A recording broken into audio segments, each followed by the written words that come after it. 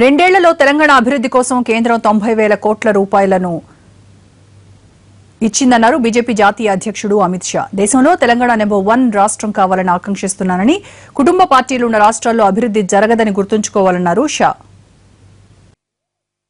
नीचे तक नहीं पहुंचती है.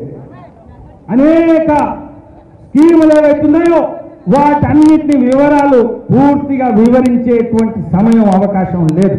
కానీ ఒక్కటి చెప్పదలుచుకున్నాను, గత 2 సంవత్సరాల్లో భారతీయ జనతా పార్టీ నాయకత్వంలో ఉండేటువంటి ప్రభుత్వం తెలంగాణ అభివృద్ధి కోసం 1000 కోట్లు పంపించడం జరిగింది.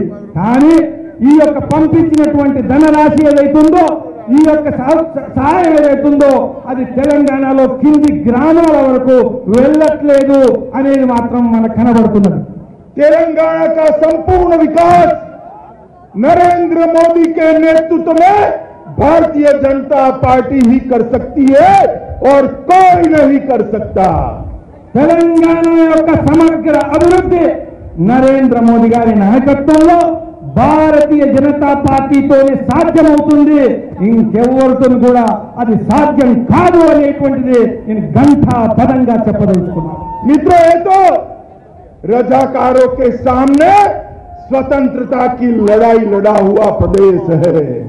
आप मुझे बताइए, ओवैसी की कौमवादी मानसिकता का जवाब चंद्रशेखर राव दे सकते हैं क्या? दे सकते हैं? दे सकते हैं?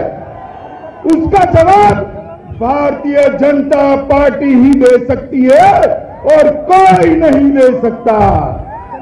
రజాకారులకు వ్యతిరేకంగా స్వాతంత్ర ఉద్యమానికి నాయకత్వం వహించినటువంటి నల్గొండ గడ్డ, ఈ గడ్డ మీద నేను ప్రజలను అడగదలుచుకున్నా, ఓవైసీ నాయకత్వంలో నడిచేటువంటి పార్టీకి మత మౌఢ్యానికి సమాధానం ధీటుగా చెప్పగలిగేటువంటి సామర్థ్యం చంద్రశేఖరరావు గారి నాయకత్వంలో ఉండేటువంటి ప్రభుత్వానికి ఉందా?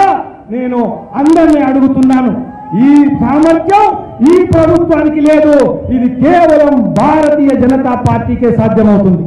మిత్రులు, मैं तेलंगाना भारतीय जनता पार्टी के एक कार्यकर्ता को और तेलंगाना की जनता को हृदय से अपील करने आया हूं कि नए जन्मे हुए इस राज्य को मजबूत बनाना है, विकसित बनाना है, समृद्ध बनाना है, शिक्षित बनाना है. तेलंगाना की संस्कृति को फिर से एक बार सम्मान दिलाना है. तो भारतीय जनता पार्टी को तेलंगाना में मजबूत करिए, तेलंगाना को भारतीय जनता पार्टी का घर बनाइए. నేను తెలంగాణ ప్రజలకు హృదయపూర్వకంగా నివేదిస్తున్నది, విన్నవించుకుంటున్నది ఒకటే.